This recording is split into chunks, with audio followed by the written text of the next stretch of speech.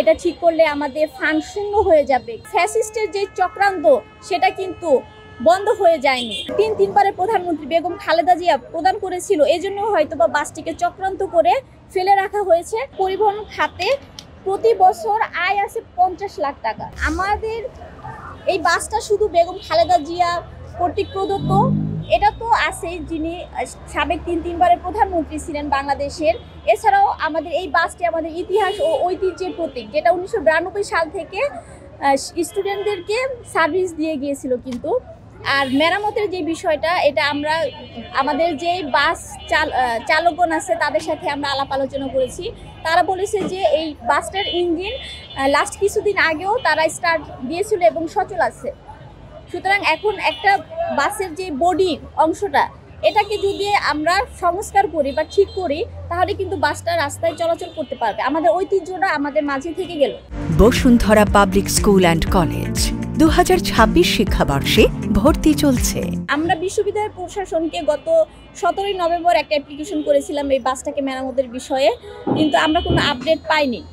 যখন তারা আমাদেরকে আপডেট দেয়নি, তখন আমরা নিজ থেকেই আপডেট নেওয়ার জন্য গিয়েছিলাম। যাওয়ার পর তখন অধ্যক্ষ মহোদয় জানান যে এই বাসটিকে কোনোভাবে সে রিপেয়ার করে দিবে না, কারণ সে দেখাচ্ছিল যে তার তহবিলে হচ্ছে টাকা নেই। তো এরপরে হচ্ছে আমি এখানে একটা তহবিলের যে ফান্ডের ব্যাপারে আমি একটা তুলে ধরলাম। এটা আমরা মোটামুটি খোঁজ নিয়েছি, যেহেতু সে এটা বলেছে ব্যাংক স্টেটমেন্ট ওইটা তো ডিরেক্ট আমরা পাইনি।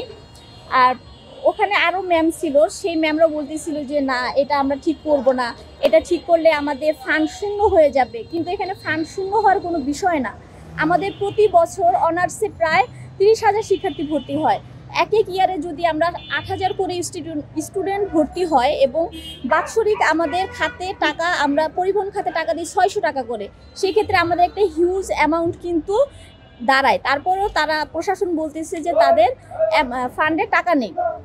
এবং একই সাথে আমাদের অধ্যক্ষ মহোদয় আরও একটি কথা বলেছেন, সেটা হচ্ছে যে এই বাসটি তোমাদের যিনি এক্স রয়েছেন সে হয়তোবা দিয়েছেন। এখন আমার মনে হচ্ছে যে এখনও তো ফ্যাসিস্টের যে চক্রান্ত সেটা কিন্তু বন্ধ হয়ে যায়নি। আমার এখন এটাই মনে হচ্ছে হয়তোবা বাসটি সাবেক যে তিনবারের প্রধানমন্ত্রী বেগম খালেদা জিয়া প্রদান করেছিল, এজন্য হয়তোবা বাসটিকে চক্রান্ত করে ফেলে রাখা হয়েছে এবং সেও চাচ্ছে না যে এই বাসটি পুনরায় সচল হোক।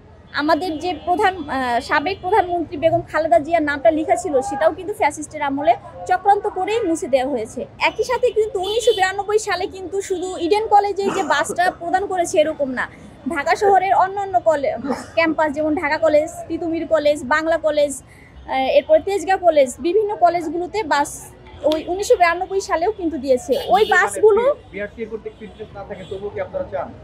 ফিটনেস তো অবশ্যই, আমরা সেটা গাড়িটা গ্যারেজে পাঠানো হবে, একটা উদ্যোগ গ্রহণ করা হবে। তারপরে এর আগে কিন্তু আমরা একটা জিনিসকে রিফিউজ করে দিতে পারি না।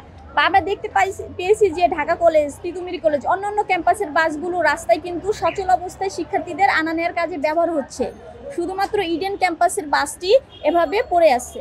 এখন আমরা চাচ্ছি যে না, এই বাসটি যেভাবেই হোক, আমরা আমাদের যে ইতিহাস এবং ঐতিহ্যের সাথে জড়িত বাসটি, এই বাসটিকে সংস্কার করে আমরা আবার পুনরায় সচল করতে চাই। আমরা আমাদের ঐতিহ্যটাকেই প্রাধান্য দিচ্ছি, আমাদের ঐতিহ্যটাকেই আমরা চাচ্ছি যে এটা আচ্ছা, একটা নতুন বাস যদি নামানো হয় সেটার ক্ষেত্রে অনেক কোটি টাকা চলে যায়। সেক্ষেত্রে এই বাসটা যদি সংশোধন করে চালানো যায় তাহলে তো খারাপ। আমরা খোঁজ নিয়েছি যে এই বাসটা ঠিক করতে সর্বোচ্চ 8 থেকে 10 লাখ টাকা লাগবে, কিন্তু আমাদের পরিবহন খাতে প্রতি বছর আয় আছে 50 লাখ টাকা।